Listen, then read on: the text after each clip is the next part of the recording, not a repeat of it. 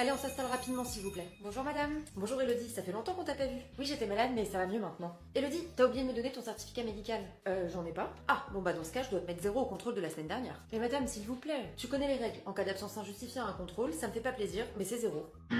La loi est très claire. Un professeur ne peut pas mettre 0 à un élève à cause d'une absence injustifiée. Et d'ailleurs, ils ne peuvent pas non plus te mettre un 0 ou réduire une note à cause de ton comportement en classe. En fait, l'idée, c'est qu'on doit distinguer ton travail et ton comportement. Si tu as un comportement perturbateur ou que tu manques à tes obligations à l'école, tu peux être puni, devoir faire un devoir supplémentaire ou avoir une heure de colle. Mais par contre, les notes viennent apprécier un travail, et c'est pour ça qu'en principe, ton comportement ne peut pas affecter une note. Il y a autre chose qu'ils ne peuvent pas faire. Et d'ailleurs, pourquoi t'as pas de certificat médical? T'étais vraiment malade au moins? Oui, j'étais vraiment malade. J'ai demandé le certificat au médecin, mais il m'a dit que j'en avais pas besoin. Pas besoin? Mais bien sûr que si, t'en as besoin pour justifier ton absence. Bah, c'est lui qui a pas voulu m'en faire un en me disant que c'était pas nécessaire.